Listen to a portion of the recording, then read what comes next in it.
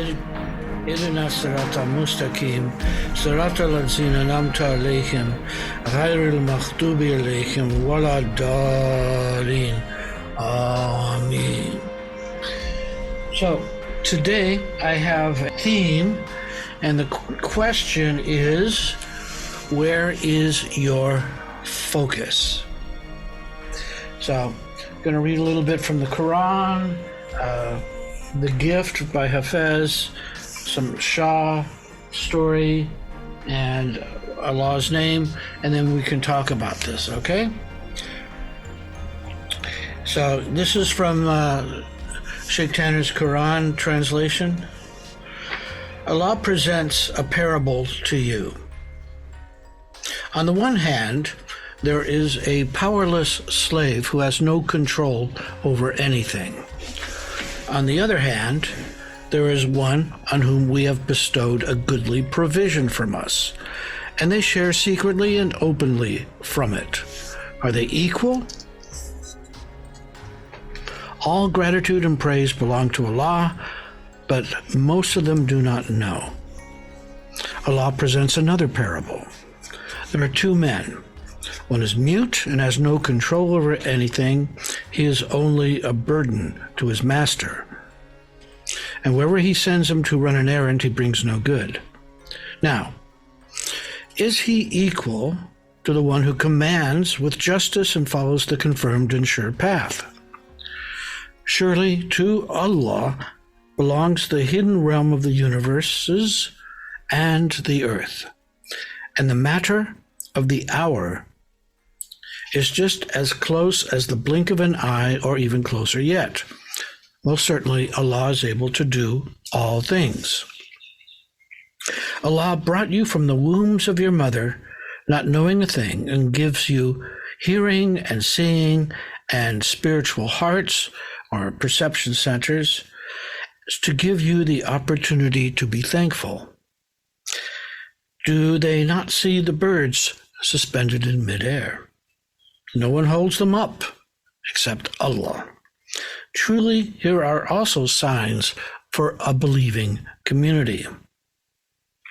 Allah has given you restful abode in your houses, and from the hides of cattle, tents for houses, which you find light and easy to carry on the day of departure and on the day of pitching camp.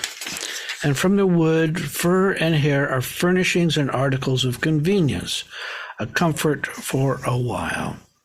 And Allah has made for you, from what He has created, shelter from the sun, and made for you places of refuge in the mountains, and He has given you garments to protect you from the heat, and also coats of armor to shield you in battle.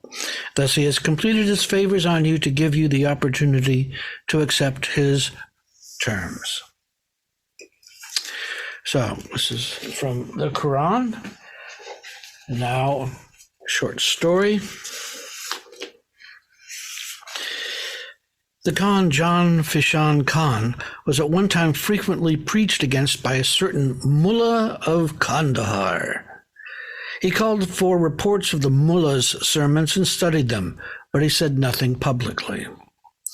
And several months after this incident, a traveler arriving from Mazar, one Abdul Qadir Beg, who wrote about it in his memoir, said, quote, "You were until quite recently preached against by the Sifri Mullah, and now I am told he never refers to you at all. Have you changed your ways? Or is this magic? What alchemy, what talisman can you have used?" And John Fishan Khan said, "If you promise to tell nobody until the mullah is no more, I shall confide in you." I studied his speeches and saw that he contradicted himself. For instance, he objected to my administrative activities on the grounds that I was called a mystic, and my Sufi activities on the grounds that I was called a Khan. So the remedy was simple. I arranged, anonymously and through a merchant friend at the city of the Cloak of the Prophet, that the mullah be appointed advisor to the merchants of Kandahar, Now he has a real occupation. He no longer has to busy himself with making a noise to attract attention. So, kind of like that one. Taking care of a problem. Now from Hafez, called Removing the Shoe from the Temple. There's something that connects all these, and just see if you can put it together here.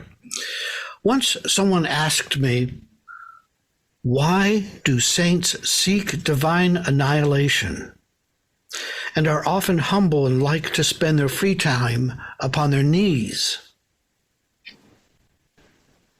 I replied, it is a simple matter of etiquette.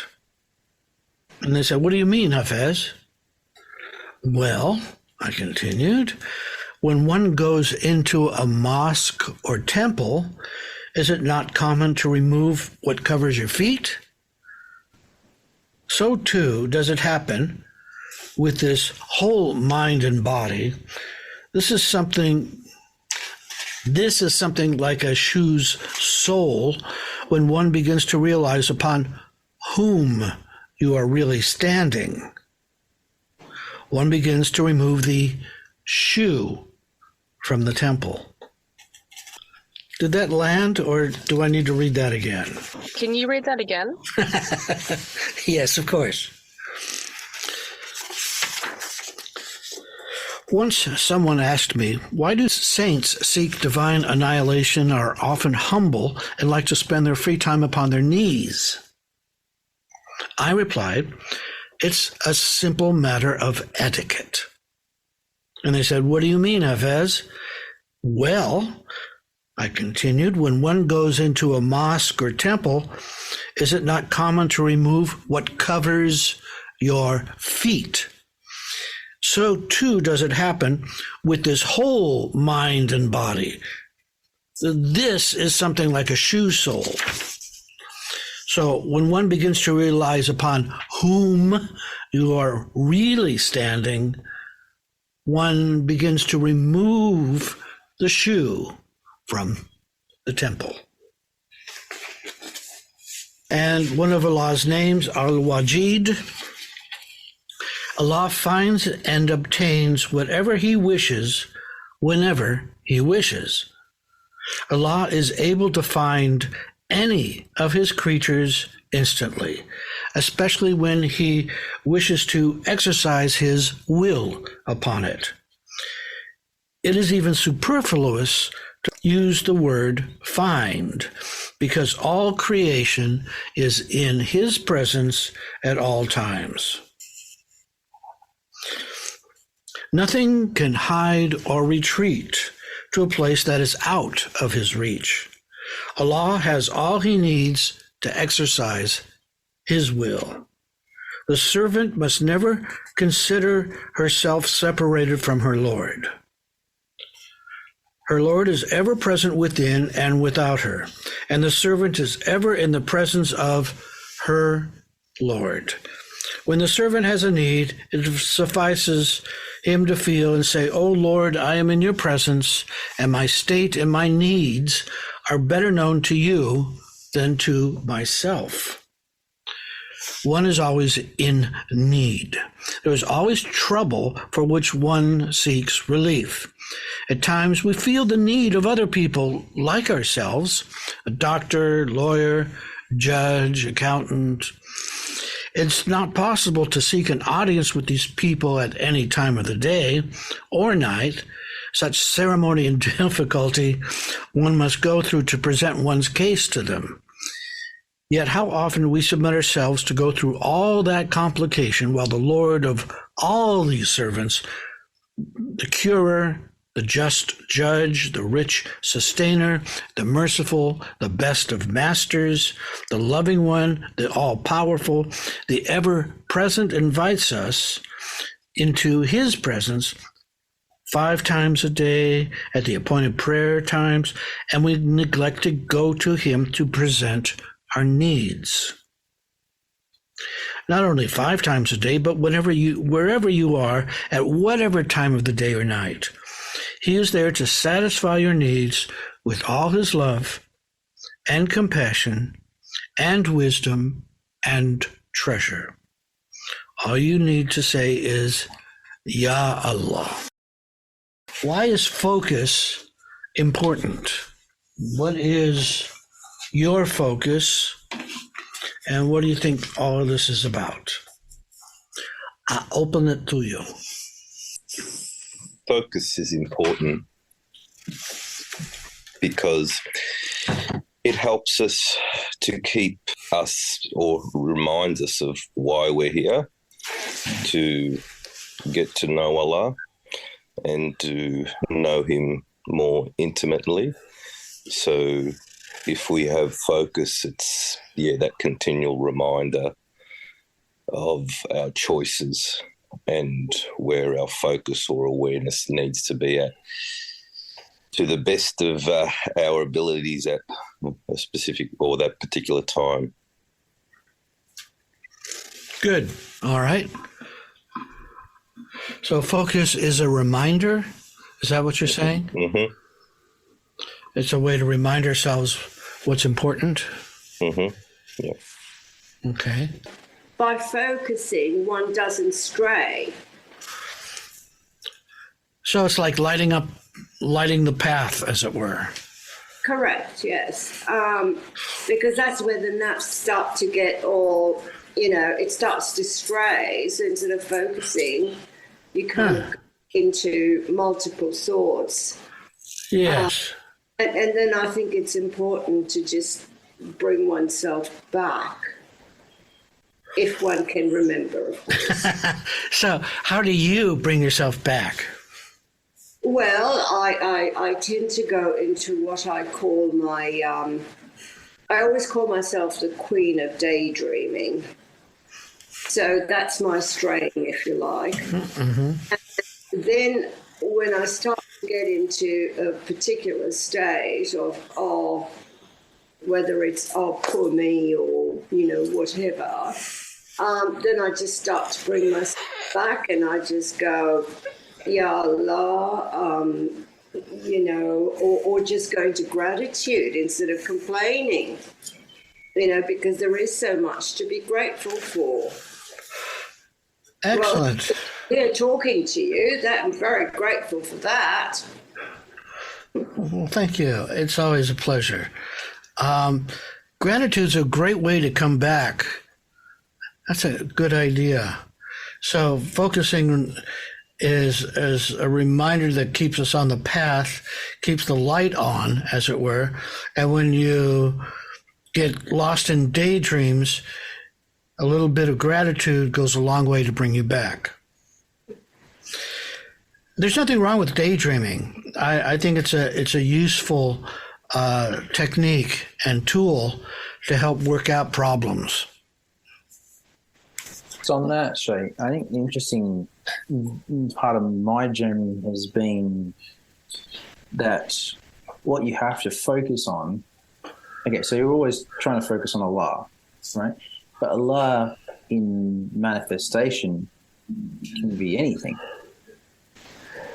From an objective point of view, right? Allah can be a mountain, Allah can be a person, Allah can be a book, Allah can be a podcast. I mean, Allah can be a cloud. So how do you decide what aspect of Allah should have your focus at this point in time? And my experience is that changes because it's about what you need.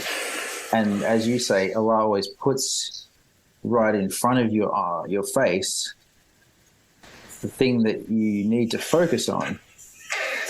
So it's like sometimes I stand there and go, but what do I focus on? It's like, well, there's dirty dishes there. That's a good start. You see those clothes on the floor? Don't you have to go to work soon? It's like, and it's like, well, it's not that hard to find what your focus should be because it's right in front of you usually, but we don't want to see it because it is usually what is also challenging or difficult for us because it's our path of growth. And so there's really just this one choice in a way of, are you going to do what's in front of you, or are you going to choose the nafs? I hear another aspect in there that can interfere. What I hear you saying is you're also talking about expectations, that you are expecting Allah to express him, herself in a way that is close to the Ten Commandments or something.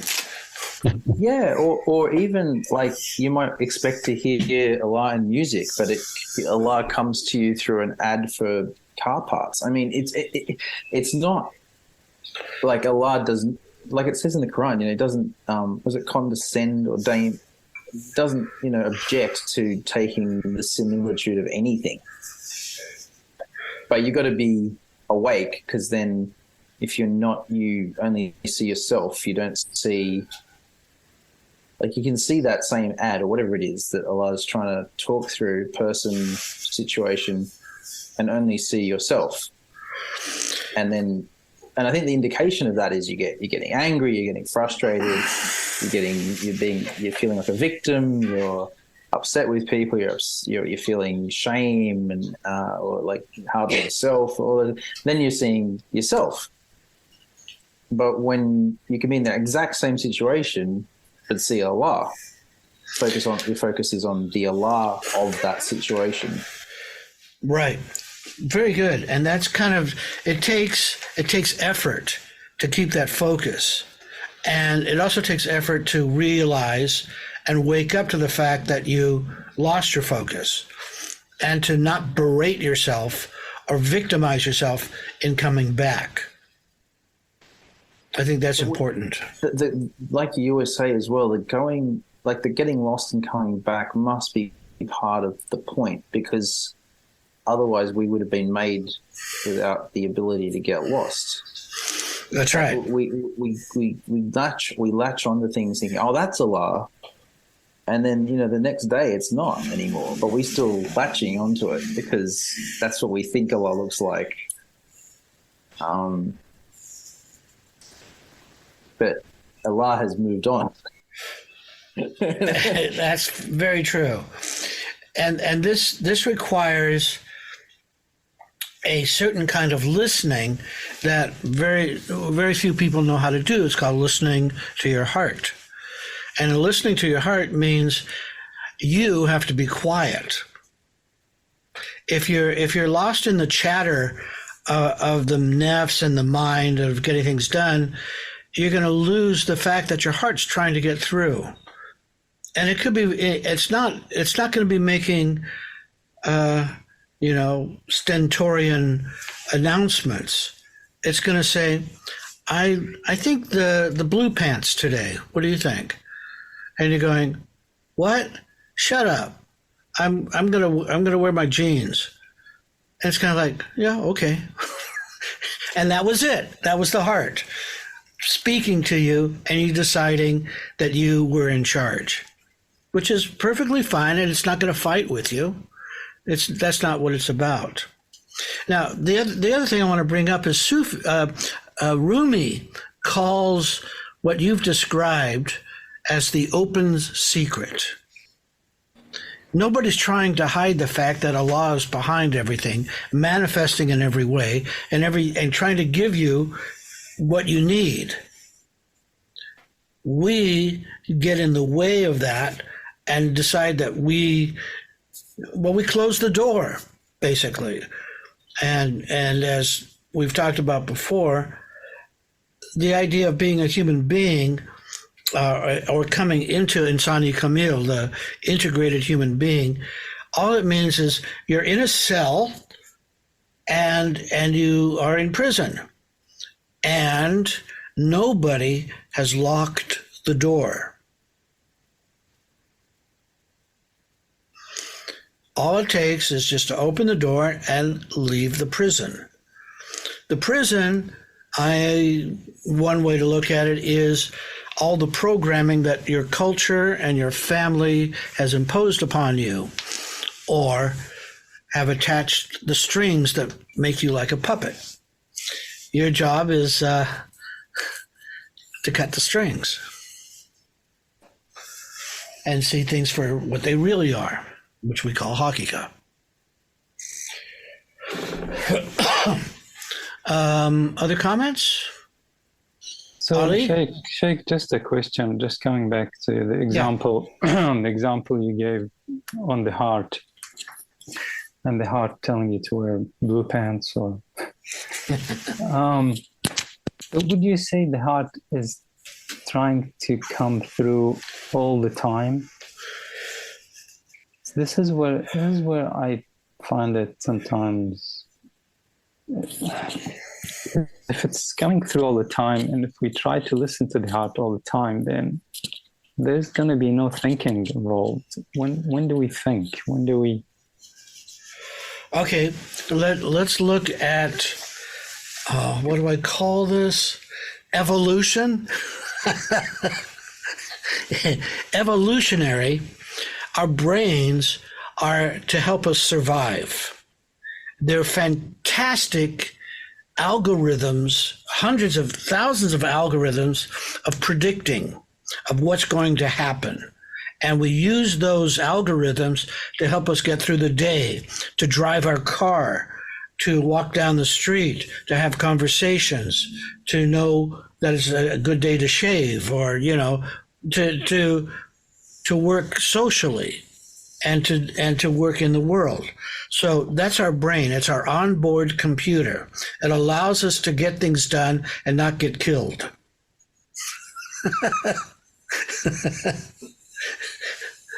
Our spiritual self is what connects us to life itself. It's the reality. The monkey suit allows us to make it through the day and be able to go to sleep at night and not do stupid stuff. It also has the ability to learn and understand that because we do have this ability to learn, very often learning requires failure and mistakes. Learning how to learn is a big part of our journey. We each learn in a different way. We each have different intelligences. We each have different strengths and weaknesses. Learning about ourselves in this way allows us to learn how to navigate the world a little better every day if we're focused on that, of trying to be connected with the law. The more that we're connected with the law, the more, I believe, we are in synchronous connection with Allah through our heart and through the outer world. So inner and outer begin to be balanced. So the thinking and the preparation and doing stuff to me is like, that's the outer world. That needs to be taken care of just as much as the inner world or the spiritual world. You can't discount either of them because this is how we're made. In one way to look at this is, this life is a paradox. And I tend to talk about it in terms of the spiritual and the material. And like we've talked about before, our peer Abdul Qadir al-Jilani says you need two wings to fly. Those two wings are the inner and the outer, Zahir and Batin. And learning how to keep that balance is a dynamic event every moment. Do I need to rely on my thinking here to calculate, the stopping distance of my car? I need to brake. A car just stopped in front of me. Do I apply the brakes hard or soft? Well, you don't count on your heart for that. You count on your brain because it's learned how to do that. That's its job. Sheikh, it reminds me of that. It's not about heart and brain, but that quote you always used to say about is it Frank Sinatra? The doobie doobie doobie doobie doo. Mm-hmm. Jean Paul Sartre says be, and who says do? I can't remember, Nietzsche or something. Probably Nietzsche. And then Frank Sinatra says doobie doobie doobie doobie doo. Like heart and the brain thing, in my experience, is a bit of a dance almost. It's like it starts off, you're like, I'm going to use my brain now. And you're like, I am going to listen to my heart. And then you're like, whoa, I should have probably not walked in front of that car. and it's like, and they're very extreme at the beginning, or they can be. But then over time, it's like, you know, you kind of swing back and forth, and you oscillate a bit more quickly between them, maybe, or you learn how to weave them together, because they both inform each other a little bit. Like, and for me, when you talked about Arkle, that's what really brought it all together for me, because it stopped being me thinking that I'm my brain or I am my heart. It's like, no, you have the Arkle, you can make these discernments. That's the choosing part. That's kind of almost you know, that's getting a bit metaphysical, but you're choosing with the Arkle. The brain has information, the heart has information, but neither of them really make choices for you. You have to take responsibility for making your own choices and acknowledge that you're making choices. And that you again, like, you're not the victim. You're not. You're making choices. There's things you can't control, but there are things that you can, and that's up to you. But it's like you always say, you get the data from these different sources. You get brain data, you get heart data, and then you have to make a call in the moment. But you're doing it. You're not. You're not. You can't get to that by thinking about it. You can only practice making choices, and then you get better at making choices, because that's the skill that you're practicing. Does that make sense? Yes, I have two responses to that. To the first one, this isn't about comparative religion or belief systems, but there is in Tibetan Buddhist practice a thing called the mudra, where one hand is holding a dorje and the other hand has a bell. The bell represents compassion, and the dorje, which is a lightning bolt, represents wisdom. And what they do is they're doing a Buddhist sutra or chant, and they're dancing with these two like this. And to me, that's the dance of the heart and the mind, or the brain. The heart is part of the mind when you think of the whole system. This is the mind, the whole thing. The other part is, I once had a long meditation on the let's call it the Star Trek way of navigating the universe. And that is, you have the captain, okay? You have Jim Kirk. He's the captain. On one side is Spock, giving you specific scientific data. You have Bones giving you specific information about compassion and about needing to take care of being a human being. And these two are coming at you with different data and information. You're the captain. You have to make a split-second decision, or the whole ship's going to go down in flames. So that trinity, if you will, of the one making the decisions, the Arkle, and the heart and the mind or brain, working on trying to balance these things out.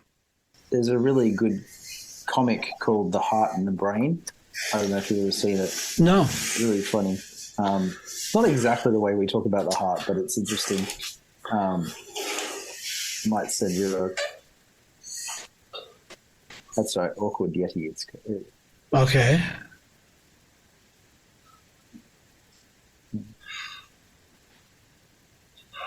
Put it in the chat. Okay. All right, I'll take a look at it in a little while. Okay, other comments? This is good. You're doing really well. Exploring focus. Where is your focus and why is focus important?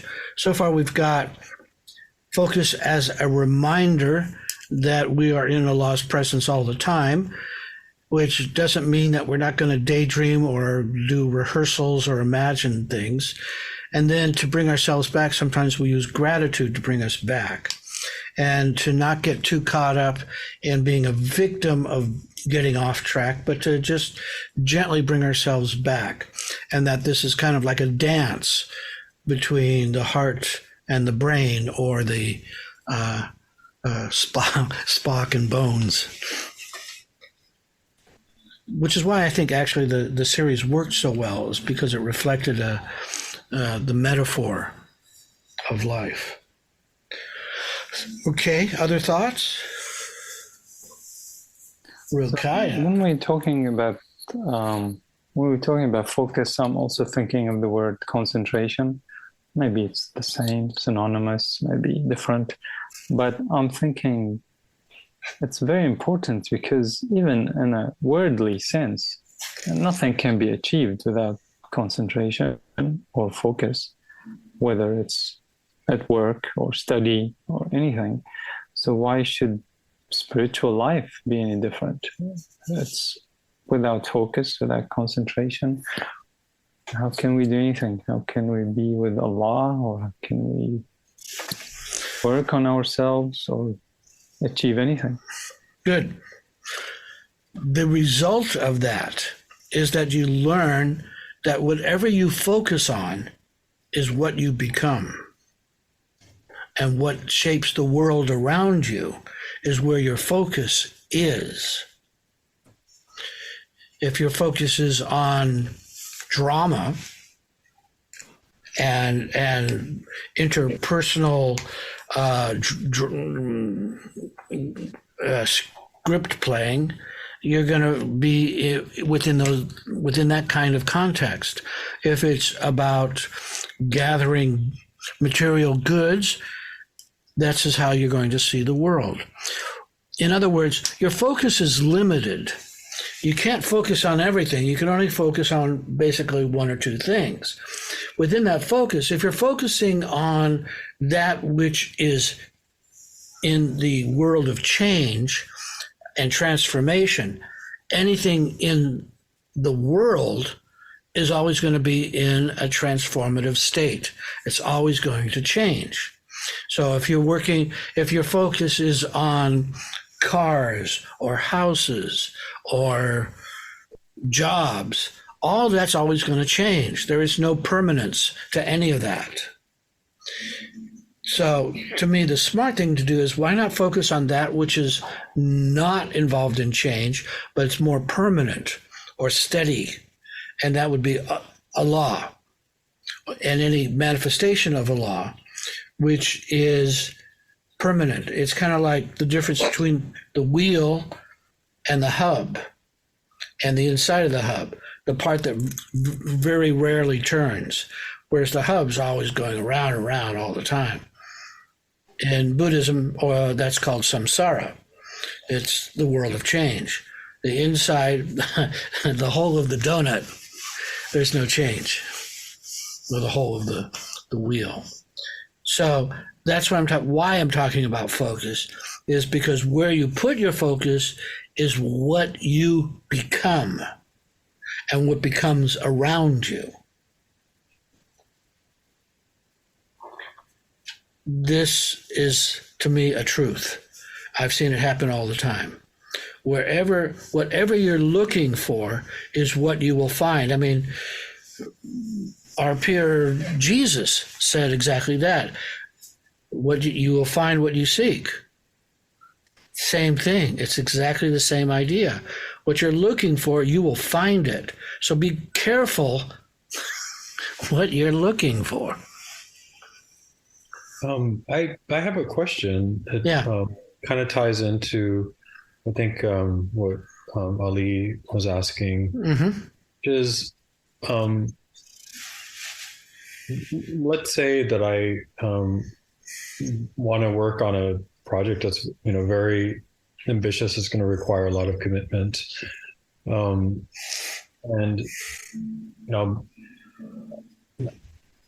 requires might require a lot of thought, like, especially, you happen to do something that is like thinking is part of the job, right? Well, a lot of times, most jobs are, right? Yeah.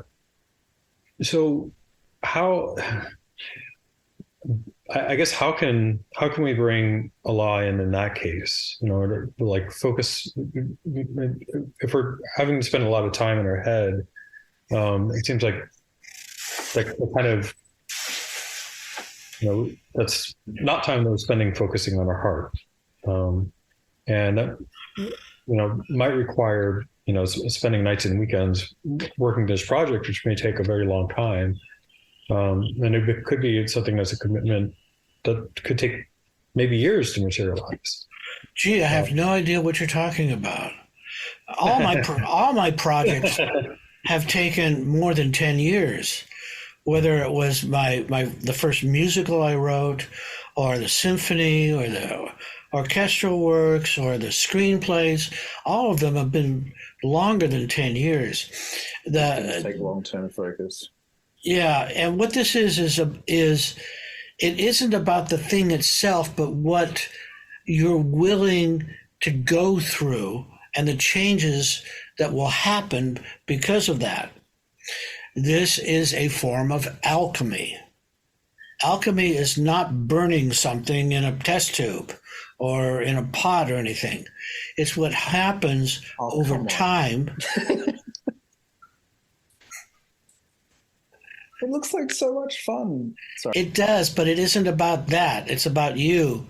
It's what happens inside you. You are being changed.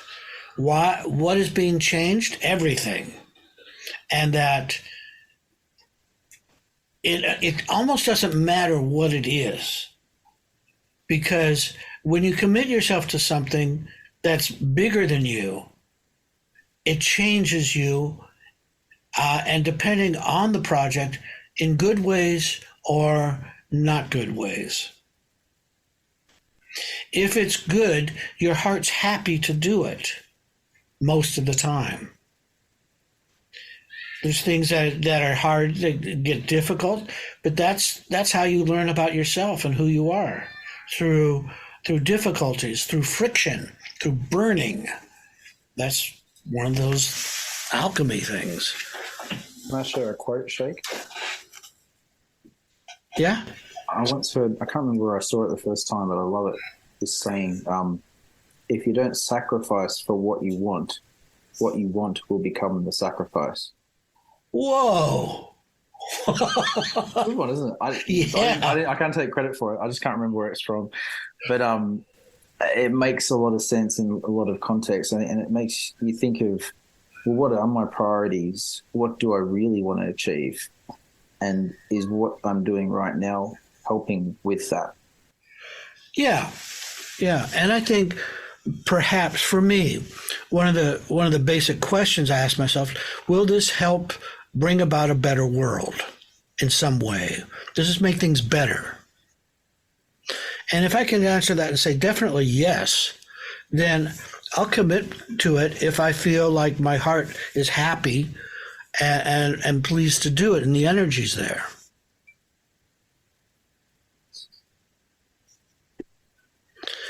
Jay, can I just ask a question going back to what you're saying about focus? Yeah. And you were talking about, where is our focus, where our focus needs to be as compared to focus being on the world and things of change, which I agree and understand. So, part of my journey has been, there's responsibilities with whether work and family and other commitments, and then there's the time to being with Allah. So time being with Allah is focus, and then you're with, other elements of your life. And my question is that the world is changing, and so the understanding is that, it's not real, so what is real? Things that don't change. So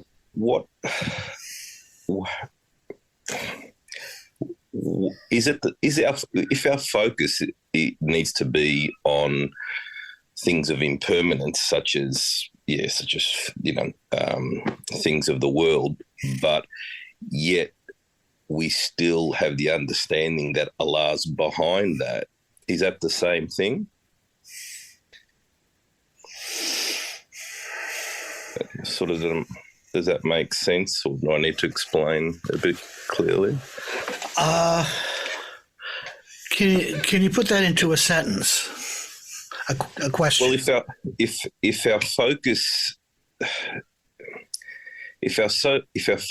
sometimes is not where it should be, for example, things of the world of change, but while we're in that, where we're focusing on other things, if we're aware at that time that the things that we're focusing are changing but are not real, but Allah's behind that through his manifestations, isn't that still a form of focus? Mm-hmm. Sure. Yeah. And like I said, it's like living in a paradox, and being able to hold that is difficult. But as we've talked about, if you want to be Allah's servant, and you want to be a good wali or khalifa, and you want to be connected with Allah, surrender is the key here. And surrender means, okay, this is what's happening in this moment now. Right. Now, it doesn't mean that you get all of the understanding of it. You may be only getting a certain part of it because we're learning. All of this is a part of the learning process. And sometimes we get some of it, sometimes we get a little bit more, sometimes we get less. And the idea of, like, every day, that's part of the practice of going, am I learning what I need? Am I learning what I need to be learning here? And that's always a great question. What a good question it is, because then you're going, okay, am I getting this right? If not, Allah, please help me here, because I'm at a loss. Why is this happening? Why are people pouring water on me? Or why is there rain? Or why are these people yelling at me? What have I done? Then you go back and retrace and figure out what's going on. So these are on all these different kinds of levels. And our idea, the practice is, if I can get enough of this one out of the way, maybe I can see a little more clearly what the point is here. Yeah.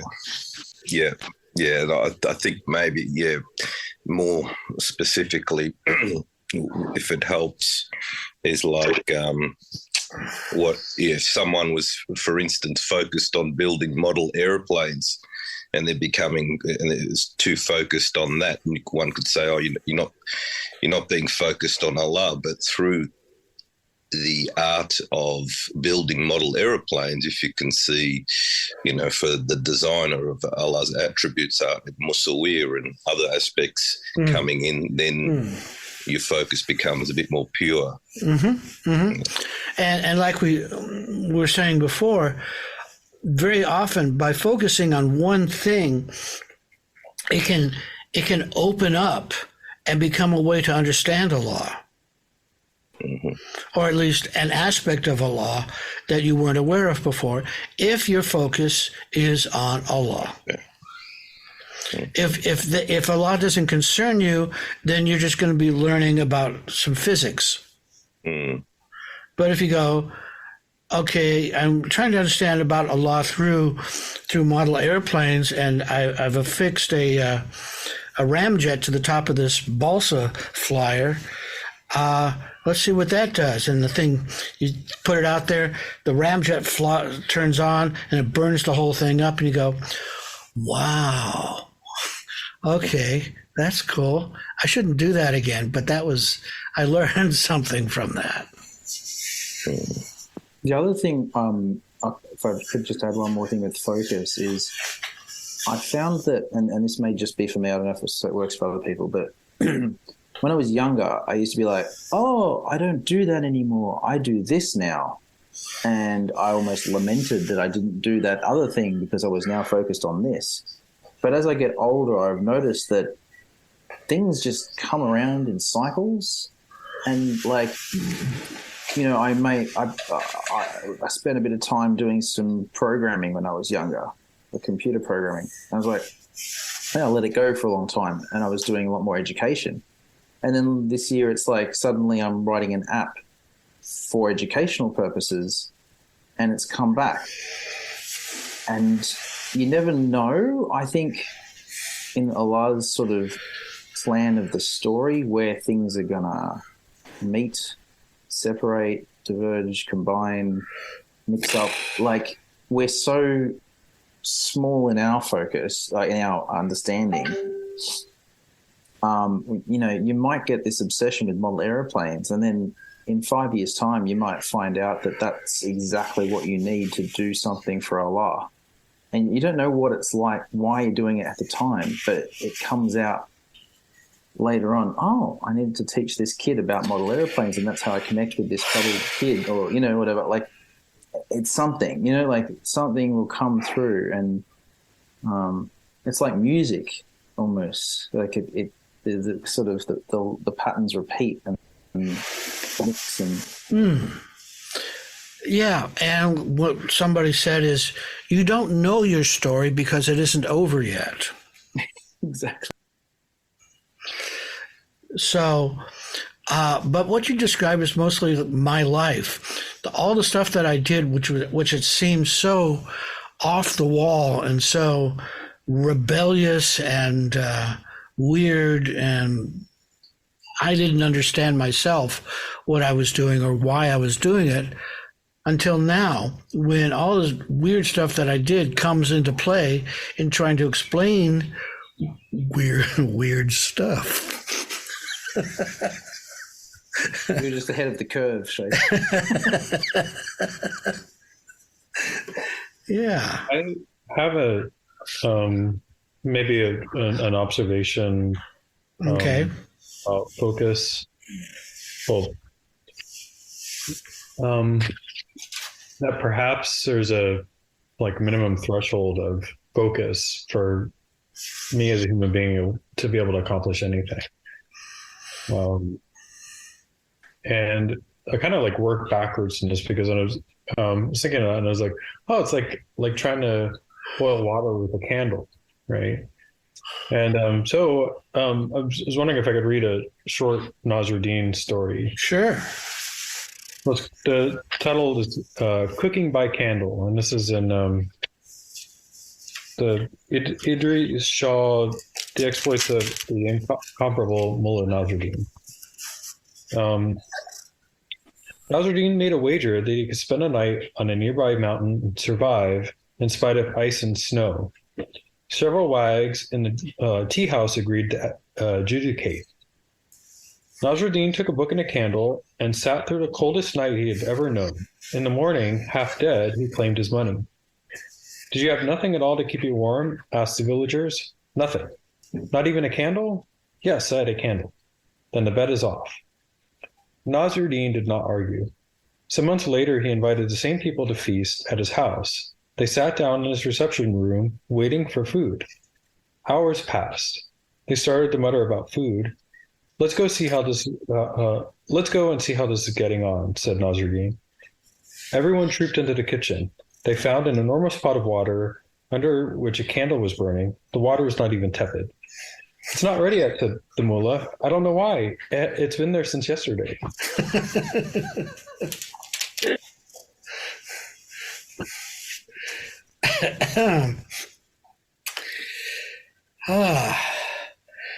Yes.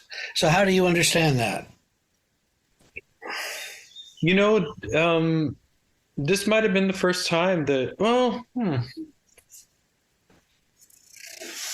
wondering if I'd read that story and had the same reaction before, but I definitely, that was the story that I thought of we were talking about this, like the sufficient level of focus.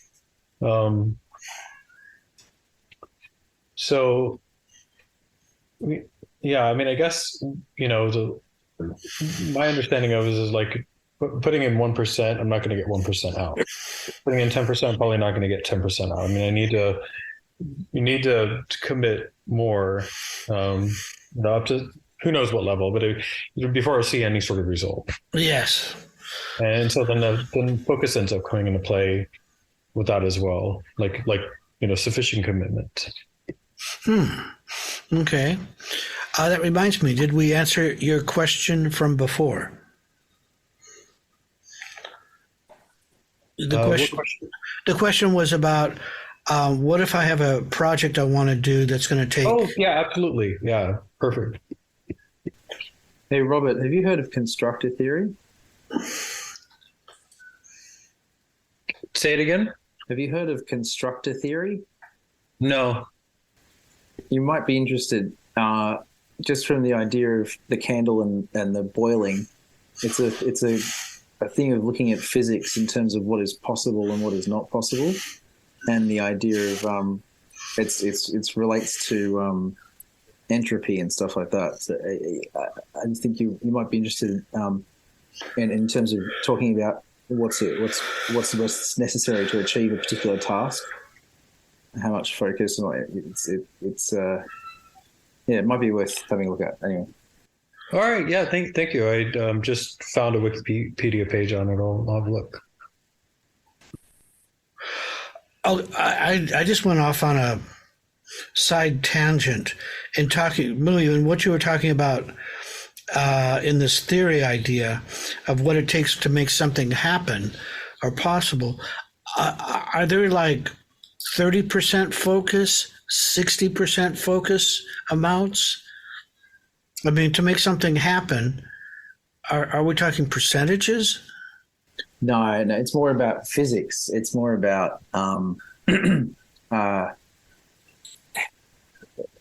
looking at things through the lens of counterfactuals, what is possible and what is not possible, as opposed to looking at physics through dynamical laws that start with conditions and follow through time. It's a different lens to view physics problems. But I guess it comes from information theory and quantum mechanics. So it's that sort of thing. But it's more about the idea that, it's possible to boil water with a candle, kind of, but it's not the most efficient way to do it. You need probably a very small amount of water on top of your candle. It's not going to be. So it's about there's these things called constructors, which are things that are able to accomplish a task. And if you can make a constructor for something, then it's possible. So like a candle is a constructor for boiling a kettle, but there are more efficient and less efficient constructors for the same task. And that's to do with thermodynamics and all these other things. Yeah. Anyway. Okay. Thank you. A bit tangential there. Sorry. All right. Anything else? Anybody want to add?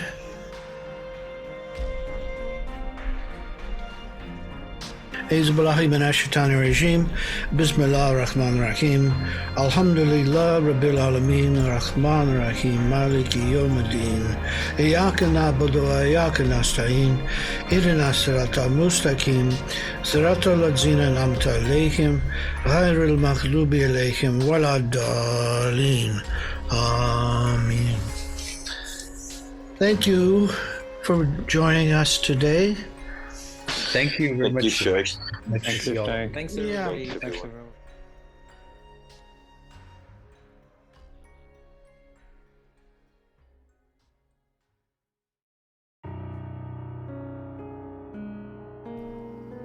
Salaam Alaykum, murids, seekers, curious, and interested listeners. We appreciate you and are happy to share our Sufi message. Your donation will help support our Sufi Center in Sydney, where we do zikr, sohbet, spiritual counseling, and healing services. We believe the message should be free, but it costs equipment, rental, services, software, and hardware to get this to you. So thank you for choosing our podcast among all the millions available. If you go to our website, AnsariSufiOrder.org, you will be able to donate through PayPal whatever you think this information is worth to you. Blessings and love, the Australian Ansari Sufi Order.